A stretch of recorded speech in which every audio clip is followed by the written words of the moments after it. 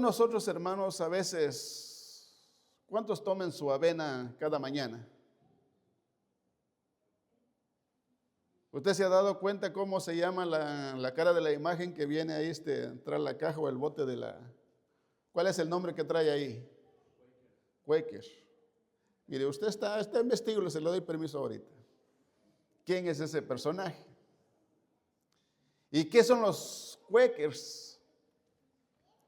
Pero cuando leí esta historia me impresionó mucho.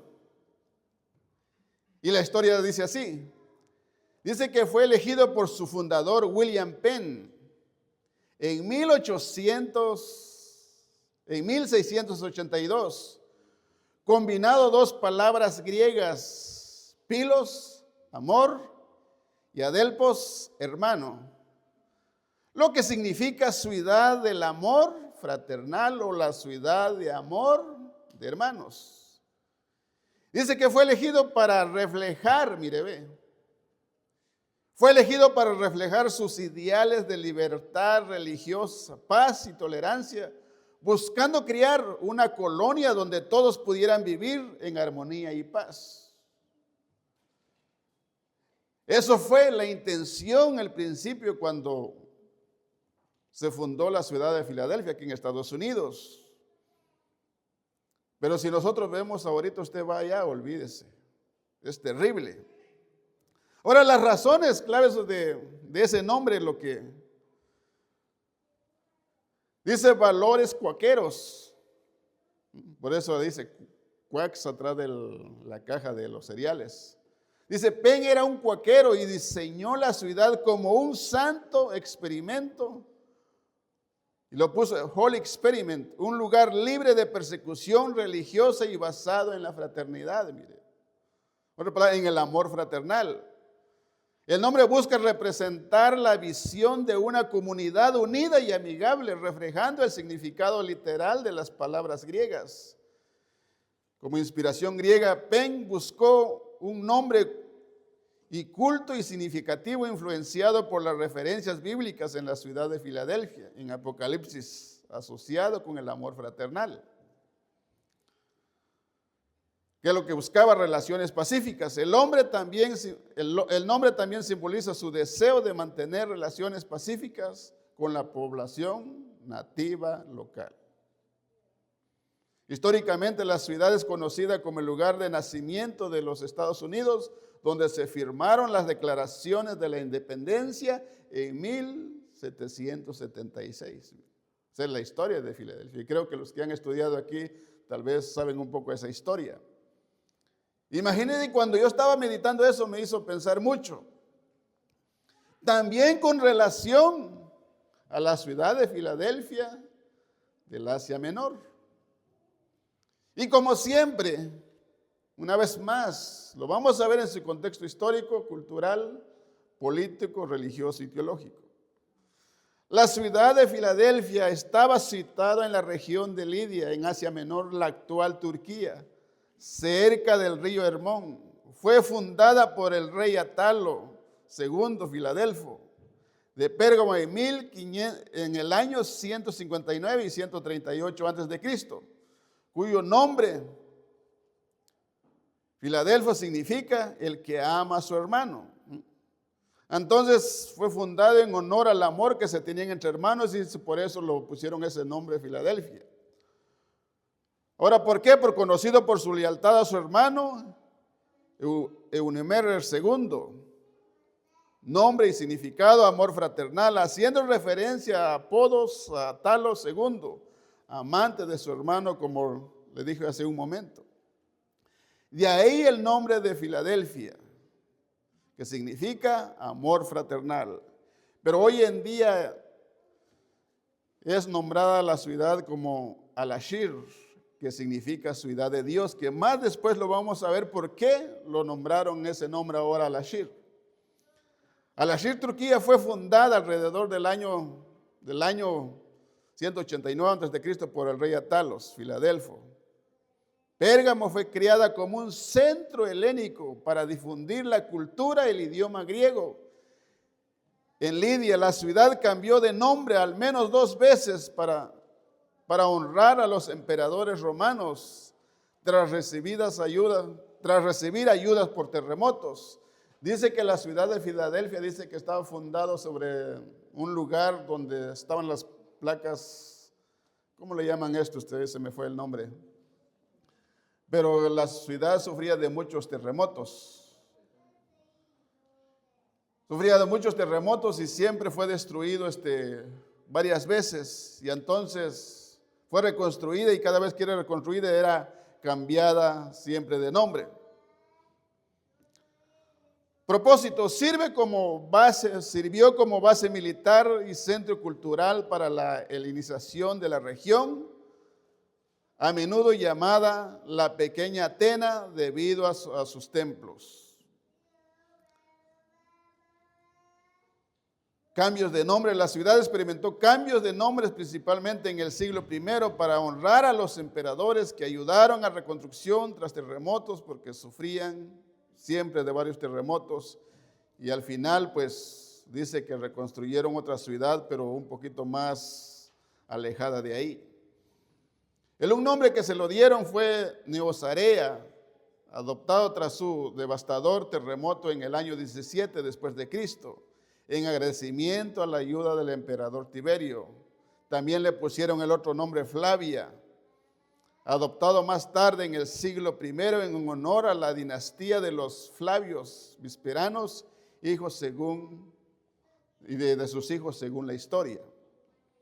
A pesar de esos cambios, la ciudad volvió a ser conocida como Filadelfia hasta su caída antes de los otomanos en el siglo XIX, cuando finalmente tomó el nombre Al-Ashir. Ahora, la importancia geográfica de la ciudad de Filadelfia. La ciudad se encontraba en una ruta estratégica que conectaba al interior de Asia Menor con la costa del mar Egeo. Por ello era un punto clave para el comercio y la difusión cultural. Los romanos la consideraban una puerta, escuche bien, los romanos le consideraban una puerta abierta para el comercio. Era una puerta abierta hacia el oriente, lo que da un trasfondo simbólico a la puerta abierta mencionada por Cristo en la lectura que hemos leído. Su actividad económica. Filadelfia era una región fértil, famosa por sus viñedos y producción de vino. Sin embargo, su economía se veía afectada por los frecuentes terremotos. El más devastador ocurrió en el año 17 después de Cristo, destruyendo gran parte de la ciudad. El emperador Tiberio ayudó a reconstruirla. En agradecimiento a la ciudad adoptó temporalmente el nombre Neosarea. Y dice que ya muchos, dice que ya no querían vivir ahí. Y dice que se salieron fuera de la ciudad por el miedo. La condición social, los habitantes vivían en el temor constante de los temblores, lo que implica la promesa de Cristo en el versículo 12. Nunca más saldrán de ahí. Muchos vivían fuera de la ciudad por medio de los derrumbes. Este contexto físico se convierte en una metáfora espiritual. Cristo promete estabilidad eterna a los fieles. Ahora, en el contexto político y religioso, el dominio romano. En los tiempos de Apocalipsis, finales del siglo I, Filadelfia estaba bajo el imperio romano. El culto al emperador era obligatorio y negarse a participar era considerado traición. Los cristianos, al confesar que Jesús es el Señor, se oponían directamente al lema principal: César es el Señor, lo que los exponía a persecución o hasta enfrentar la misma muerte. Además del culto imperial, se practicaban religiones paganas, especialmente el culto a Dionisio. Y sabemos quién era Dionisio, lo vimos en una de las cartas, que Dionisio era el dios del vino. Y usted sabe que cuando se practicaban esos cultos, usted ya sabe qué era lo que pasaba: las borracheras y todo clase de pecado. También existía una comunidad judía influyente en que en algunos casos se oponían a los cristianos considerándolos herejes. De ahí la expresión sinagogas de Satanás, que no es una condena ética sino espiritual, se refiere a quienes se oponen al plan mesiánico de Dios. En su contexto teológico general, el mensaje a Filadelfia es el sexto de las 7 iglesias. Mensaje a la iglesia de Apocalipsis. A diferencia de otras iglesias, Filadelfia no recibe reproche alguno. Cristo la elogia por su fidelidad y perseverancia y obediencia a pesar de su poca fuerza. Filadelfia y Esmirna fueron las iglesias que no recibieron reproche. Las demás iglesias hubo un elogio, pero también hubieron exhortaciones y llamado al arrepentimiento. Todas las 5 iglesias se desviaron del verdadero mensaje, conviviendo con el mundo, viviendo a sus maneras, pero la iglesia de Esmirna y Filadelfia fueron las iglesias que se mantuvieron fieles. Entonces, el tema central de la carta dirigida a la iglesia de Filadelfia es la fidelidad en medio de la debilidad. Cristo promete abrir puertas de oportunidad, proteger a los fieles de la prueba venidera y darles una posición permanente en su reino. Y aquí el contexto histórico, social, político, religioso. Ahora, Apocalipsis 17, hermanos, si nosotros hacemos un análisis teológico, Cristo se presenta con 3 títulos en el versículo 7. El capítulo 3. Primeramente, Él se presenta como el Santo de Dios. Es uno de los atributos divinos de Dios. Isaías 6:3. Jesús comparte la santidad de Dios, lo que afirma su divinidad. Santidad de Dios representa la pureza y perfección absoluta de Dios, diferente a todo lo criado. No hay nadie más santo como Él. Y Él es el único, y es por eso que Él ahora demanda a su iglesia, a sus hijos, a los creyentes, también a participar y a vivir de su santidad. Él demanda a su iglesia a vivir en santidad también. Y no hay nadie como Él de santo, que Él es el único santo.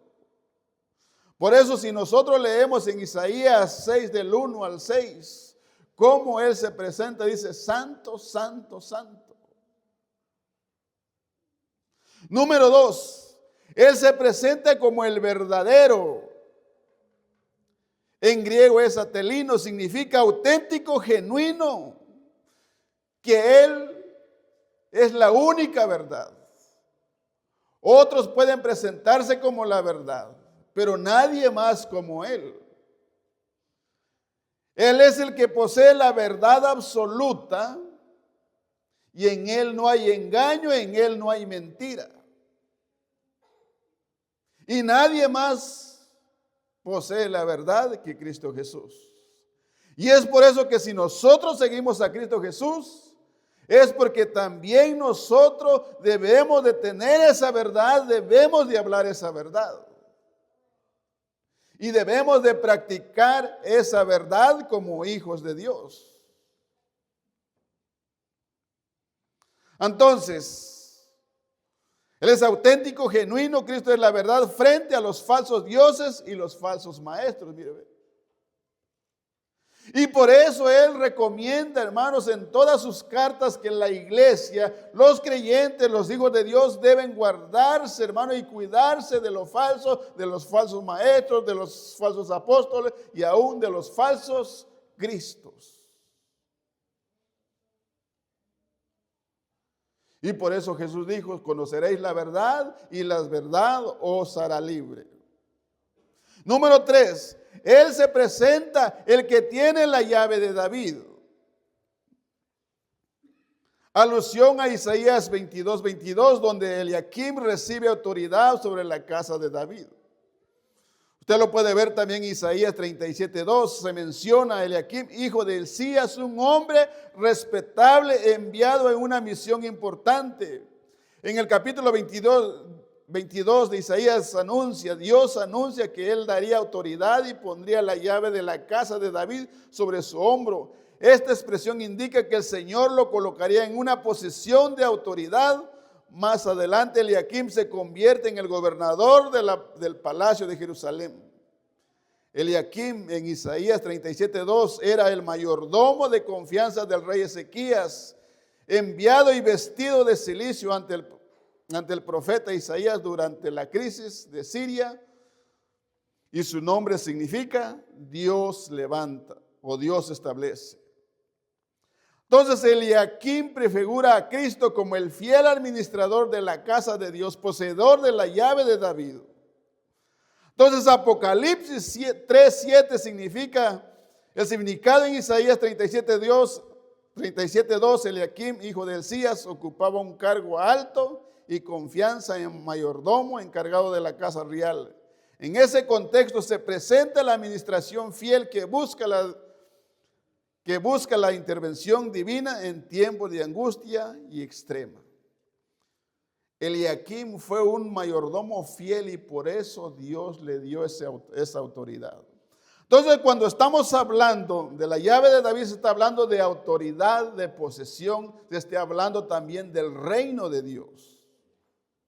Entonces, ahora en el Nuevo Testamento, en el Nuevo Pacto, Cristo como autoridad, así como Eliakim recibió autoridad, Jesús tiene la llave de David, el que abre y ninguno cierra, y cierra y ninguno abre. Ahora, ¿por qué? Por la fidelidad de Eliakim. Fue un hombre fiel a Ezequías, fiel a la casa de Dios, un papel que Cristo cumple plenamente como el administrador supremo de la iglesia y de la creación. Lo podemos ver en Hebreos 3:5-6. Entonces Dios levanta su nombre, hermanos, que es Dios quien levanta autoridad y protección en medio de la adversidad. Entonces Eliakim sirve como un tipo o sombra de Cristo en el Antiguo Testamento, destacando la autoridad y la fidelidad de la administración divina de Cristo Jesús. Entonces en Cristo esta autoridad se cumple plenamente. Él tiene el poder de abrir y cerrar el acceso al reino de Dios. Cristo tiene absoluta autoridad sobre la salvación, la misión, y nadie puede impedir su obra. Y es por eso que también simboliza el poder y la soberanía de Dios.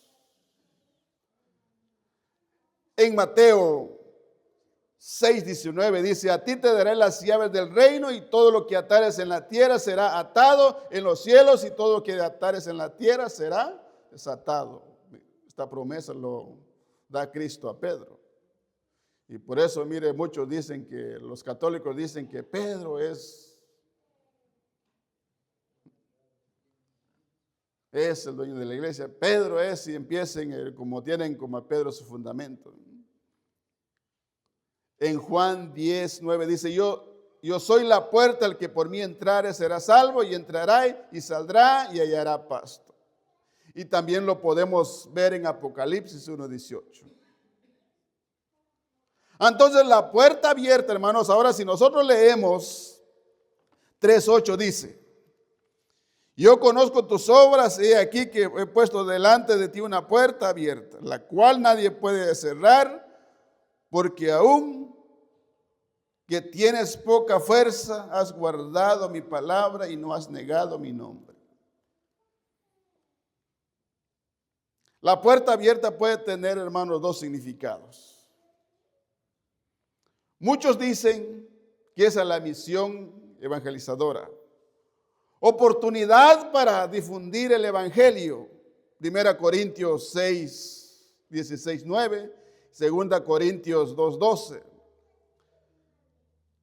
Y otro es acceso al reino de Dios. Cristo mismo es la puerta para entrar al reino de Dios. como leímos ahí en Juan 10:9. Dice, yo soy la puerta, y el que por mí entrare será salvo, y entrará y saldrá y hallará pasto. Ahora, con esta expresión, era porque Filadelfia, hermanos, era una ruta comercial entre Sardis y otras ciudades para el comercio. Y era una puerta, hermanos, donde le facilitaba, hermanos, el comercio y poder ejercer lo que ellos querían. Era como una puerta de oportunidades y bendición para la ciudad. Y es por eso que Él se presenta, hermanos, como la puerta. Mire, cuando verdaderamente nosotros entramos por esa puerta, hermanos, entramos a acceso al reino de Dios, a la salvación y a todas las bendiciones que Cristo tiene para su iglesia y para cada uno de sus hijos. Entonces, la expresión poca fuerza no implica debilidad espiritual, sino limitaciones humanas o numéricas. A pesar de ello, la iglesia ha sido fiel. Tienes poca fuerza, no era que ellos no tenían fuerza física, sino que, hermanos, se refería, hermanos, porque sabemos que la iglesia era una iglesia nueva, pequeña.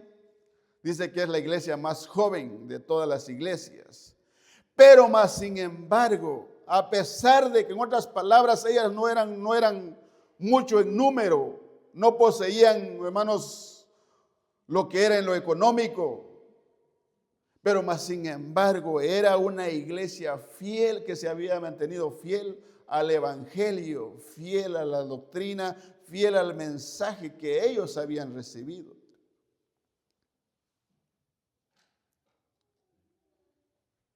Y cuando yo meditaba en esto, mire, hoy en día usted sabe que hay iglesias abarrotadas, llenas. Por ejemplo, un día le preguntaron al mega pastor que tiene su iglesia en Texas.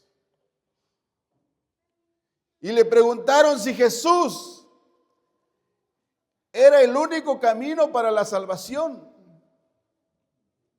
Y él, hermanos, como es que le echaron un baldo de agua, se quedó así todo frío. Y empezó a titubear y dijo, bueno, para mí sí, pero no sé para los demás. Imagínese.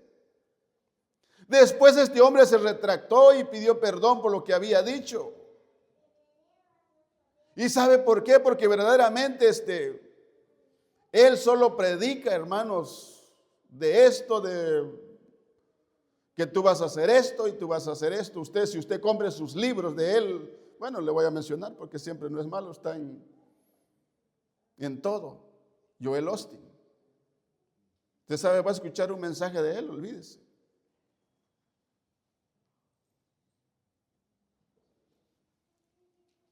Si usted compra los libros de él, hermano, de superación personal y todo eso, ¿cómo usted pues puede alcanzar lo que usted se propone? Lo puede hacer.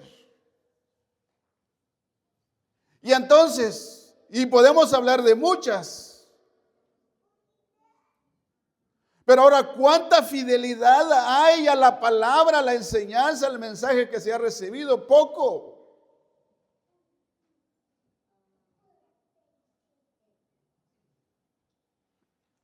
Entonces, hermanos, Filadelfia, al ser una ciudad fronteriza, clave para la difusión de la cultura helenística y por donde el cristianismo, mire, por ende el cristianismo, acceso al reino y exclusiones. Los cristianos de Filadelfia probablemente fueron excluidos de las sinagogas locales, Apocalipsis 3:9. ¿Por qué? Por su fe. Usted sabe que a veces por nuestra fe, a veces se nos van a cerrar la puerta. Por ejemplo, usted dice, tienes que trabajar los sábados. Usted va a una compañía y donde usted dice que es cristiano, pues usted va a la iglesia los sábados y los domingos. No, pero es que tienes que trabajar, pues entonces no hay trabajo. Porque aquí se requiere que tienes que trabajar sábado y domingo. Y va en otro y lo mismo pasa. Pero más sin embargo, lo que Cristo está prometiendo aquí, que Él verdaderamente no los iba a dejar por su fidelidad.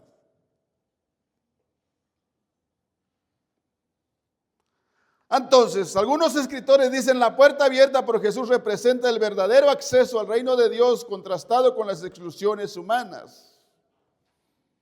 También seguridad divina, la frase en la cual nadie puede cerrar, subraya que Jesús, quien tiene la llave de David, autoridad máxima, garantiza que el trabajo de la iglesia de Filadelfia no sería en vano a pesar de sus debilidades externas.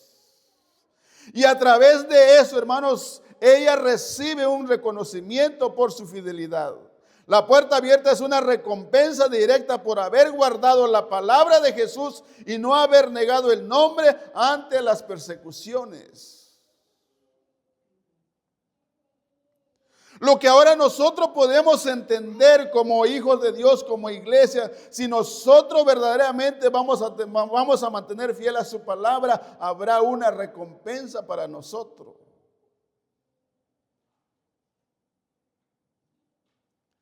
Y no negar la palabra del Señor se refiere en todos los ámbitos, hermanos, de nuestra vida, de nuestro diario vivir. Donde quiera que estemos, siempre debemos de hablar y de testificar y no negar el nombre de Jesús.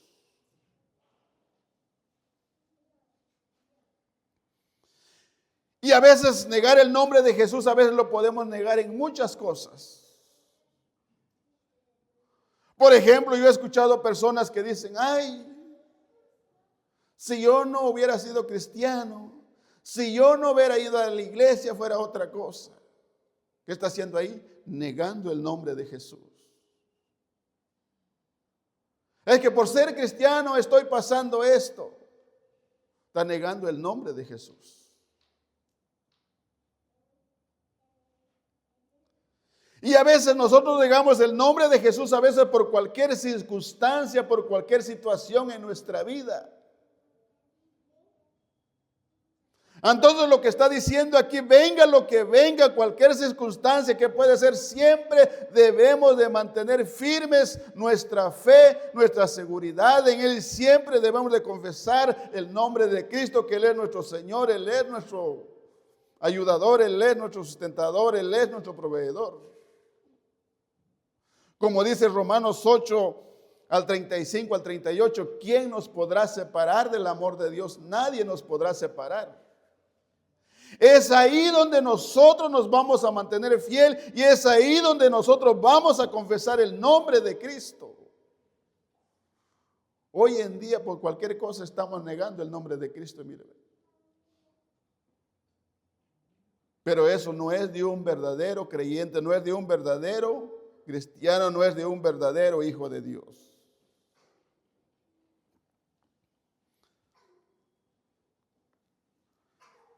Por ejemplo, si nosotros vemos en 1 Corintios 16, 9 dice, dice Pablo, porque se me ha presentado puertas grandes y eficaces, y muchos son los adversarios, mire. Cuando Pablo se convirtió a Cristo, mire hermanos, Dios lo empezó a llevar en diferentes lugares, Dios le empezó a abrir puertas, pero también fueron muchos los adversarios. Cuando nosotros vamos a ser fiel al nombre de Cristo, Dios nos irá abriendo puertas, pero también habrán adversarios, habrán situaciones, hermanos, que también se van a oponer. Pero más sin embargo, nuestra fidelidad es el que verdaderamente marca la diferencia. Y déjame decirle también, no todas oportunidades, hermanos, son puertas abiertas, hermanos, que verdaderamente Dios nos abre. Hay puertas que se pueden abrir, hermanos, que a veces vienen directamente por Satanás. Por eso nosotros debemos ser cuidadosos y debemos ser sabios y debemos de entender cuál es la voluntad de Dios. Por ejemplo, yo estoy orando para que Dios me bendiga y para que Dios me abra puertas, amén. Pero por ejemplo, ya hermanos, hoy en la tarde usted recibe una llamada. Mire, te has ganado tanto, te has calificado con un préstamo y te podemos dar $20,000. Y usted tiene planes ahí de comprarse un nuevo carro y tiene planes de ir de vacaciones. Ah, pues qué bueno, como lo necesito, lo voy a agarrar. ¿Usted será una bendición de Dios eso? ¿Será que Dios está abriendo una puerta para eso? ¿Qué dice usted? Primeramente no, puede ser una trampa. En primer lugar, usted debe saber, ok, pues tengo esa oportunidad que me están dando $20,000 para comprarme un carro para irme de vacaciones, pero ahora usted ya hizo planes, ¿cuánto le van a cobrar de interés? Si tiene el suficiente dinero, también tiene la posibilidad de pagar eso. A veces nosotros no pensamos en eso. Por ejemplo, hoy en día, miren, los comerciales dicen, compre, vete de vacaciones, le ofrecen y paga después. Mire cómo es la estrategia. Y viene mucha gente, hermano, vienen y se agarran eso y después no tienen cómo pagar. No es que, mire, ya echamos la culpa a Satanás, sino que no sé qué. Entonces, no todas las puertas que se abren, hermanos, van conforme al plan o a la voluntad de Dios.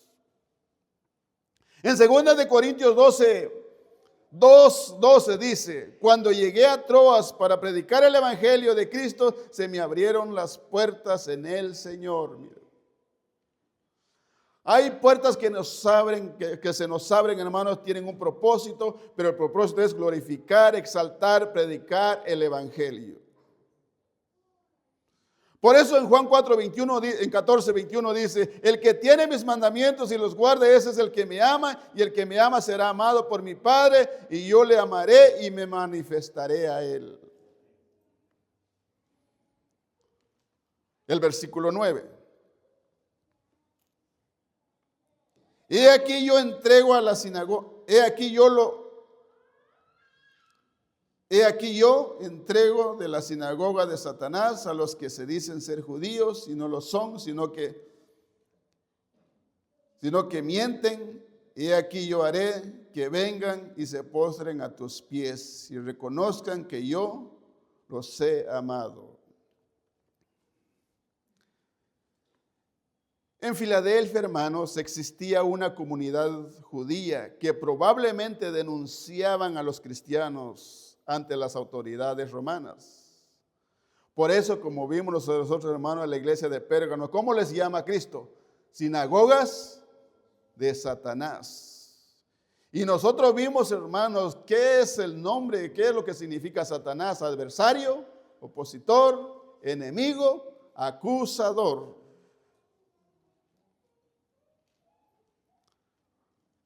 Ahora, porque aunque se consideraban el pueblo de Dios, actuaban en oposición al Mesías. Y por eso, hermanos, de Jesús los reprende, hermanos. Y los dijo, si ustedes fueron hijos de Abraham, las obras de Abraham hicieran, pero con cuanto sois hijos de vuestro padre, el diablo. Mire, fue una palabra dura, hermano. ¿Por qué? Porque se estaban oponiendo al evangelio, al reino de Dios. ¿Y qué es lo que querían ellos hacer? Matar a Jesús. Entonces, ahora en este contexto teológico, Cristo promete vindicación a los enemigos. Reconocerán que los cristianos son amados por Dios. Esto cumple, hermanos, lo que dice Isaías 14, donde los adversarios se postrarán ante el pueblo elegido de Dios. Mire, yo conozco, hermano, personas que siempre los han tratado de hacerle mal. Mire, hay personas, hermanos, tan envidiosas. Por ejemplo, le voy a contar, hermanos. Hace como 2 años murió mi tío, el hermano menor de toda la familia. Y a este hermano tío lo intentaron de envenenar como 2 veces. Primero, en el día de su cumpleaños le fueron a dar un pastel, pero el pastel iba envenenado. Y él, hermanos, pues vino, no comió el pastel y le dieron a una puerca que tenían, a una marrana o coche, tunco, chancho, como usted lo quiere llamar, no sé cómo usted lo conoce. Y mire, y a las 2 horas fueron a ver, la puerca se había muerto. Y después le fueron a dar unas manzanas. Lo mismo pasó, dieron ellos las manzanas a la puerca. ¿Qué pasó? Se murió la puerca. Entonces él ahí entendió que lo querían hacer mal. Ahora, ¿por qué razón? Porque él, hermanos, tenía una refresquería, una chocomilería, y el dueño de otra chocomilería, hermanos, le había hecho eso. Pero al final terminaron reconociendo que él era un hijo de Dios. Y así sucesivamente le puedo contar historias. No sé si usted sabe alguna historia también idéntica, relacionada. Al final ellos, hermanos, terminan convenciéndose de que no pueden hacer mal a un hijo de Dios. Isaías 60:14 dice: y vendrán a ti humillados los hijos de los que te afligieron, y a las pisadas de tus pies se encorvarán todos los que te escarnecían, y te llamarán ciudad de Jehová, Sión del Santo de Israel. Entonces, hermano, aquí es un reconocimiento de su resiliencia. Filadelfia fue una de las pocas ciudades cristianas en Asia Menor que resucitó durante los siglos. Las invasiones, por ejemplo, hermanos, las invasiones musulmanas, que siempre los musulmanes tratan, hermanos, de desaparecer con todas las iglesias. Mire, pero hermanos, déjame decirle, en el siglo XIV se dice que los conquistadores musulmanes quedaron tan impresionados por la fidelidad y la resistencia de sus habitantes, hermanos de Filadelfia, a la cual le llamaron, mire, escuche bien, a la cual lo llamaron a la ciudad de Filadelfia, Al-Ashair, que quiere decir ciudad de Dios. Mire, los musulmanes trataron de terminar con todas las iglesias, pero más sin embargo la iglesia de Filadelfia permaneció firme, y al final, cuando ellos vieron, se quedaron tan asombrados, en lo cual lo llamaron ciudad de Dios, porque se dieron cuenta que Dios estaba con ellos. Dice: vendrán y te adorarán y reconocerán, se postrarán a tus pies. Mire cómo, hermanos, los musulmanes reconocieron a la iglesia de Filadelfia ciudad de Dios, porque estaba protegida, cuidada, guardada por el poder de Dios. Y mire, hermanos, y por eso Romanos 2, 28, 21 dice: pues no es judío lo que es exteriormente, ni es la circuncisión lo que hace exteriormente en la carne, sino que es judío el que lo es en lo interior, y la circuncisión es la del corazón, el espíritu, no es la letra, la alabanza del cual no viene de los hombres, sino de Dios. Mire, ellos, esta comunidad de judíos, supuestamente decían que eran judíos, pero no lo eran, eran adversarios.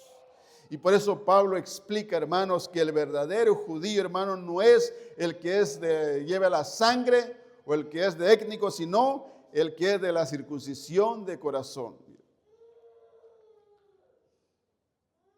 Usted sabe que Dios, en la promesa, en el pacto, cuando Dios hizo a Abraham una nación, Dios le dijo que tenían que circuncidarse, para tener derecho como ciudadanos, como judíos verdaderos. Y muchos que querían adaptarse al judaísmo también tenían que hacerlo. Pero ya en Cristo ya no es, hermano, eso ya no vale. Mire, por eso, y no quiero meterme mucho eso, pero a veces si nosotros decimos, hermanos, Israel, Israel, ¿qué tiene que ver Israel hoy en día? Nada. Y muchos dicen, por eso, hermanos, si usted cree que Israel es el reloj profético de Dios, olvídese de eso.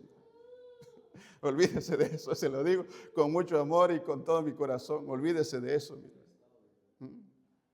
Mire, no dice, sino que es judío el que lo es en lo interior, y la circuncisión es la de corazón, el espíritu no es letra, la alabanza, la cual no viene de los hombres, sino de Dios. Después tal vez vamos a hablar más relacionado a eso.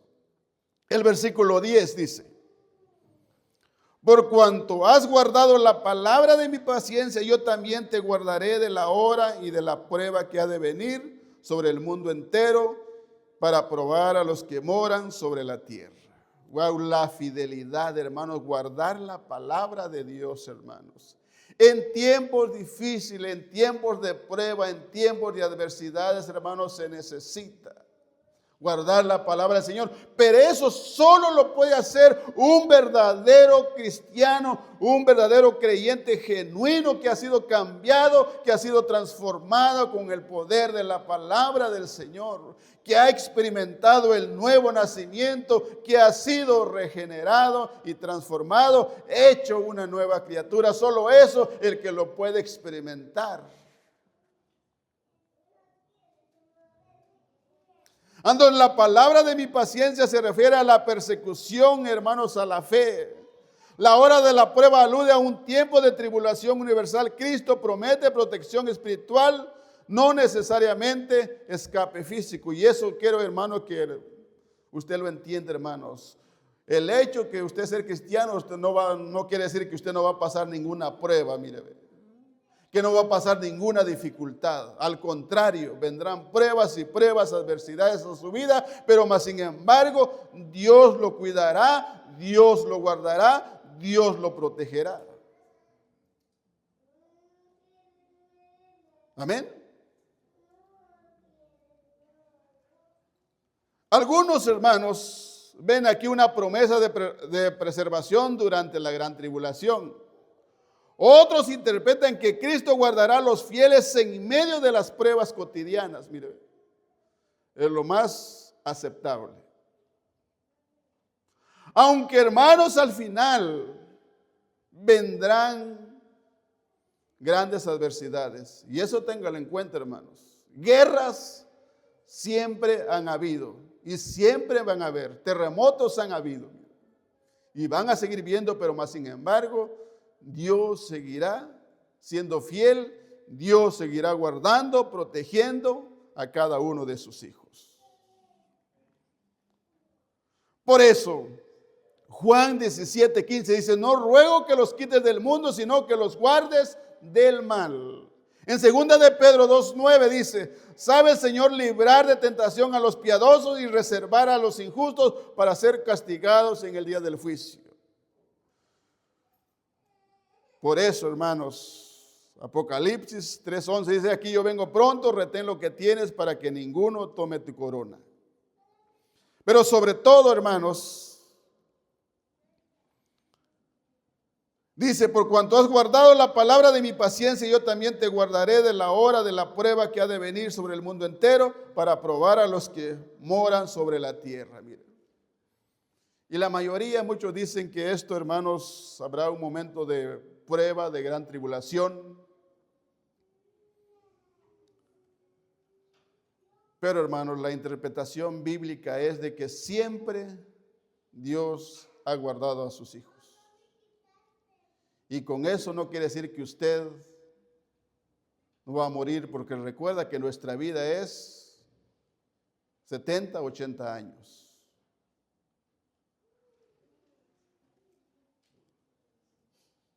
En el último gran día, nosotros sabemos que habrá, hermanos, tiempos difíciles. Y si usted y yo estaremos vivos, Dios nos cuidará, Dios nos guardará. Pero sobre todo aquí, hermano, ¿qué es el central del mensaje? La fidelidad. La fidelidad. Venga lo que venga, permanecemos fiel al Señor, permanecemos fiel confesando, guardando su nombre, guardando su palabra. Y no lo vamos a guardar, que quede bien claro esto, entiende, hermano, que usted no va a guardar fiel, no se va a pedir, Señor, ayúdame a no pecar contra ti para hacer, no, usted guarda la palabra, usted se mantiene fiel porque ya es salvado, ya es perdonado, ya es hijo de Dios. Usted no va a decir, mira, Señor, ayúdame a no pecar contra ti. Señor, ayúdame para salvarme. No es eso, es una mala interpretación, hermanos. Usted, Señor, se levanta en el día, se va a levantar el día de mañana. Señor, te pido que tú me guardes, Señor, me vas a ser fiel en este día para no pecar, para no perder mi salvación. No, hermano, usted y yo, hermano, guardamos la palabra del Señor, nos mantenemos fieles porque somos salvados, porque somos hijos de Dios.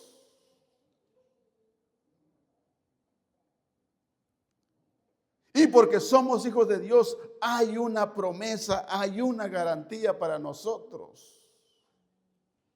¿No le llena de gozo eso a usted, hermano?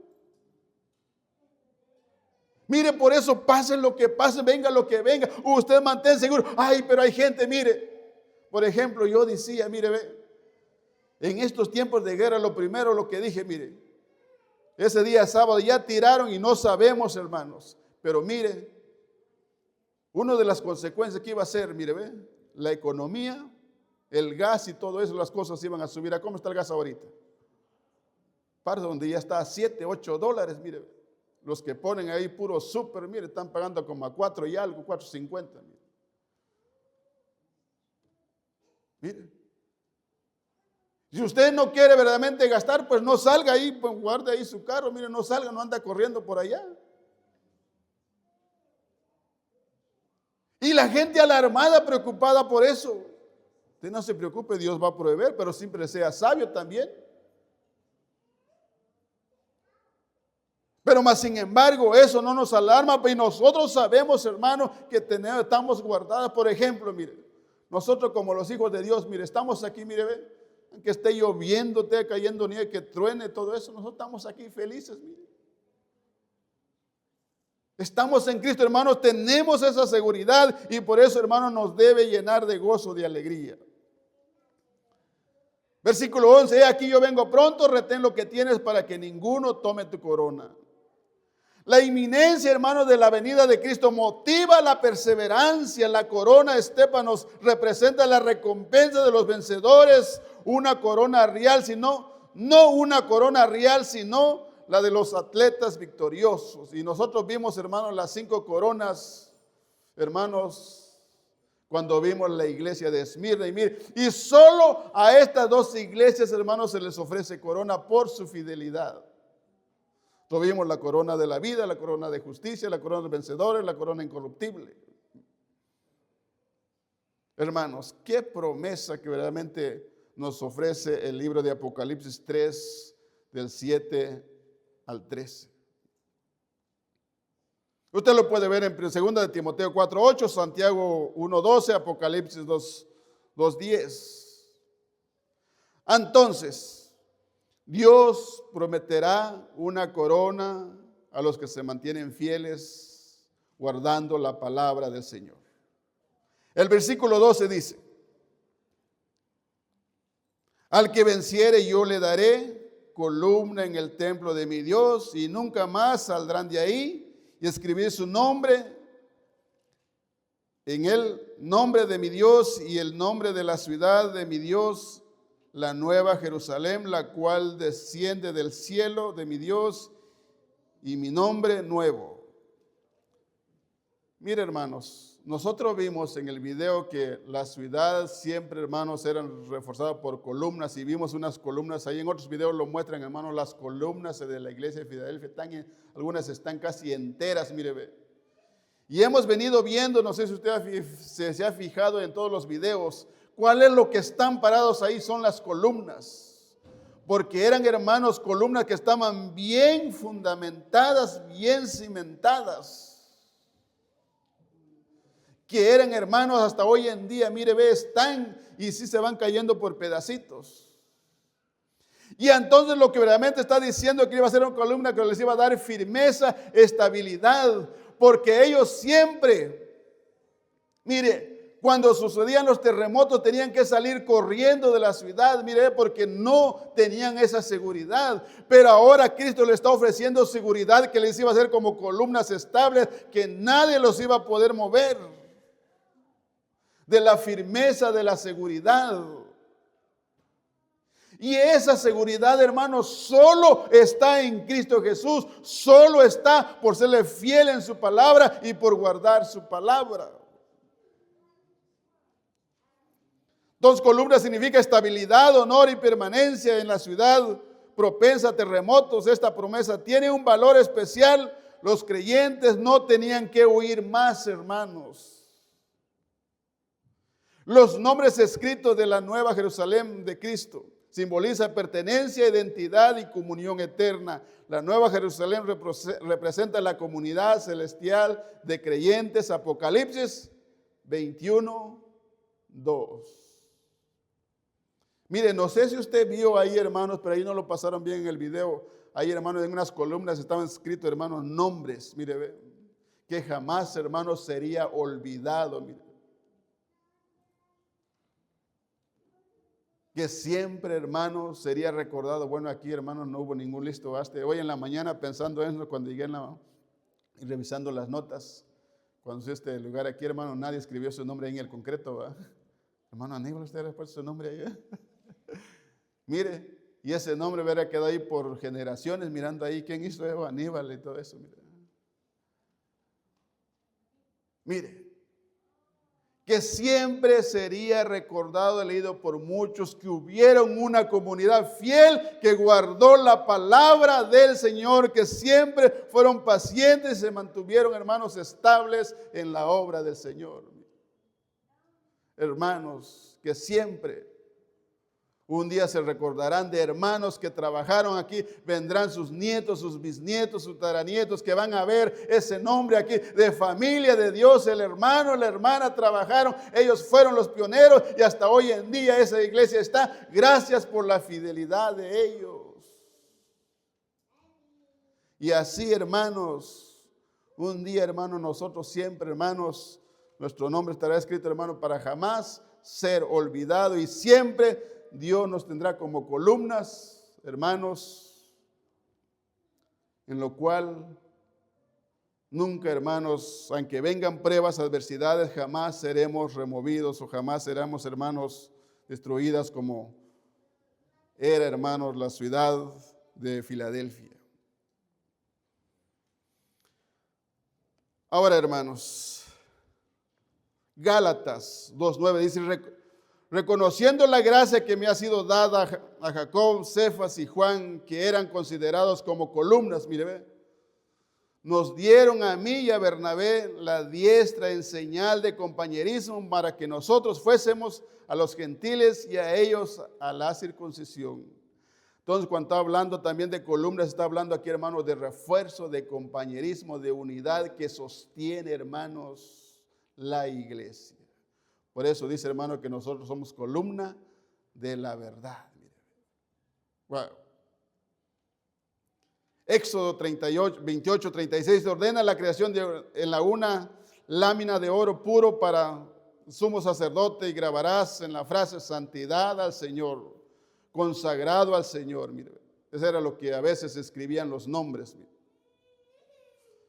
Entonces, esta placa colocada en la frente de Aarón sobre el turbante simboliza la dedicación total a Dios y aseguraba la aceptación divina de las ofrendas. Y por eso Apocalipsis 21:12 dice: y yo, Juan, vi la santa ciudad, la nueva Jerusalén, descender del cielo de Dios, dispuesta como una esposa ataviada para su esposo. Apocalipsis 3:13 dice: el que tiene oído oiga lo que el Espíritu dice a las iglesias. Esto, hermanos, es una exhortación a la atención espiritual. El mensaje no es solo para la Filadelfia, sino para todas las iglesias. El Espíritu Santo es quien comunica la verdad divina a la comunidad de creyentes y nos exhorta a nosotros a escuchar y prestar atención. ¿Cuántas veces, hermanos, el Señor no nos ha hablado? ¿Cuántas veces el Espíritu Santo no nos ha redargüido? Ha traído esa convicción a nuestra vida. Ahora, hermanos, conclusión, hermanos, general. El mensaje a Filadelfia es un modelo de fidelidad cristiana. En medio de la debilidad, Cristo abre puertas de oportunidad y promete estabilidad eterna. La iglesia de Filadelfia representa a los creyentes que, aunque pequeños o limitados, permanecen firmes en la fe, guardan la palabra y no niegan el nombre de Cristo. El mensaje enseña que la verdadera fortaleza no depende del poder humano, sino de la fidelidad a Cristo, quien tiene las llaves del reino y recompensa a los que perseveran hasta el fin. Y en eso podemos hacer, hermanos, una aplicación a nuestra vida. Cristo, hermanos, promete la autoridad absoluta. Cristo tiene la autoridad absoluta sobre nuestra vida. El versículo 7. En Cristo, hermanos, Jesús es el mediador y Señor soberano. Por eso Hebreos 8:6 dice, pero ahora Él ha obtenido un ministerio tanto mejor, por cuanto Él también es mediador de un mejor pacto establecido sobre mejores promesas. Jesús dice, toda potestad me es dada en los cielos y en la tierra, por tanto, id y haced discípulos a todas las naciones. La llave de David, hermanos, entonces simboliza la autoridad para abrir, cerrar puertas espirituales, también tanto como materiales. Pero debemos ser cuidadosos, como les decía antes. Podemos confiar en Cristo, hermano, controla nuestras oportunidades, nuestro futuro, nuestra salvación. No necesitamos manipular circunstancias. Él abre las puertas correctas en su tiempo. Nuestra tarea es obedecer y esperar en la fe. 2. La fidelidad es más importante que la fuerza. El versículo 8. La iglesia de Filadelfia tenía poca fuerza, pero fue fiel. Entonces, hermano, por la gracia de Dios, Dios se perfecciona en nuestra vida y nuestra debilidad, como dice 2 Corintios 12:9. Dios le dice ahí a Pablo, bástate en mi gracia, porque mi poder se perfecciona en la debilidad. Por tanto, de buena gana me gloriaré, más bien en mis tribulaciones. Dios no busca grandeza humana, sino que corazones obedientes, aunque nos sintamos limitados, Él usa nuestra fidelidad para cumplir su propósito. La obediencia constante vale más que la influencia o el poder. Versículo 9. Cristo promete que los enemigos reconocerán que Él ama a su pueblo. Somos hijos adoptivos de Dios. Romanos 8:5-17. Ustedes no recibieron un espíritu que de nuevo los esclavice al miedo, sino el espíritu que los adopta como hijos y les permite clamar, Abba, Padre.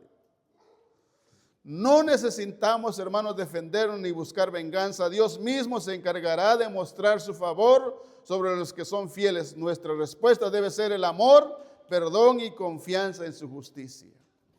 ¿Qué quiere decir eso, hermanos? Que de todo, hermano, las circunstancias, lo que usted puede recibir, hermanos, no busque la venganza, sino que, hermanos, demuestre el amor, demuestre la gracia, demuestre la misericordia, y Dios se encargará de sus adversarios. 4, versículo 10. Cristo promete a los fieles en medio de las pruebas. La promesa de ser guardado no significa ausencia de dificultades, sino preservación espiritual. Jesús intercede por nosotros. Hebreos 7:25, por lo cual puede también salvar perpetuamente a los que por Él se acercan a Dios, viviendo siempre para interceder por ellos. El Espíritu Santo nos ofrece fortaleza. Dice Juan 14:26, mas el Consolador, el Espíritu Santo, a quien el Padre enviará en mi nombre, Él os enseñará a todas las cosas y os recordará todas las cosas.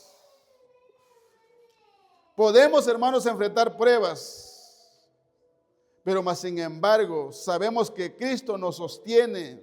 La fidelidad en la adversidad demuestra nuestra confianza en su poder y en su promesa de guardarnos. 5. Perseverancia hasta el fin trae recompensa. El versículo 11. Retén lo que tienes. Es un llamado no a abandonar la fe en el nuevo pacto, hermanos, o en Cristo. La perseverancia es evidencia de una fe genuina. Hebreos 10:36-39. Debemos de mantener firmes en la verdad sin ceder ante la presión cultural o espiritual. La corona representa la recompensa eterna, la comunión plena, hermanos, con Cristo. 6. Cristo nos da estabilidad y pertenencia eterna, del versículo 12. Ser columna en el templo significa tener un lugar permanente en su presencia. En el nuevo, hermanos, pacto en Cristo somos el templo del Espíritu Santo, 1 Corintios 3:16. Nuestra identidad y seguridad no depende de las circunstancias, sino de nuestra unión con Cristo. Él nos da estabilidad en un mundo inestable y nos marca con su nombre como señal de pertenencia eterna. 7, hermanos, para finalizar. Escuchar y obedecer al Espíritu Santo lo que nos habla. El Espíritu sigue hablando a la iglesia en Cristo, hermanos. Juan 16, 13. Debemos cultivar una vida sensible a la voz del Espíritu, discerniendo su dirección a través de la palabra. Escuchar implica obedecer, y obedecer nos mantiene en comunión con Dios. Entonces, hermanos, para finalizar, el mensaje a Filadelfia nos enseña que la verdadera victoria cristiana no depende del poder humano, sino de la fidelidad a Cristo. En Cristo, hermanos, vivimos por gracia, guiados por el Espíritu y sostenidos por la promesa de Cristo, quien abre puertas y guarda a los suyos y da recompensa a los que perseveran por su fidelidad. Nuestra tarea diaria, hermano, es mantenernos fieles, confiando en que el Señor del reino tiene las llaves de cada puerta y el control de cada circunstancia. Usted y yo, hermanos, somos llamados ahora a la fidelidad. Y por último, le hago esta pregunta. ¿Qué hará usted ahora con el mensaje que ha escuchado? Dios está demandando de usted y de mí que seamos una iglesia fiel, que persevera, que guarda su palabra. Vendrán adversidades, hermanos. Estamos en este mundo, pero no somos de este mundo. Sabemos que día a día tenemos que enfrentarnos con las circunstancias. Pero déjame decirle, si usted es un verdadero creyente, usted es un verdadero hijo de Dios, lo que tiene que hacer es permanecer fiel y Dios se encargará de todo. Dios le dará la recompensa, hermano. Y eso es una seguridad que nos anima a seguir creyendo y confiando en la promesa de Cristo Jesús. Póngase de pie en esta hora, vamos a, hermanos, a orar y pedir la gracia de Dios. Si usted no ha sido fiel a Cristo, no ha sido fiel a la palabra del Señor, yo le invito que hoy usted haga ese compromiso. Sobre todo, abre su corazón, entregue su vida a Cristo. Él está para ayudarlo, Él está para fortalecerlo. Y Cristo vendrá por una iglesia fiel, una iglesia que le ama en verdad, una iglesia que confiese su nombre. Oremos en esta hora. Padre, en esta hora te damos gracias por tu palabra. Hoy, Señor, estamos convencidos de que tú nos has hablado, de que tú nos has, Señor, enseñado.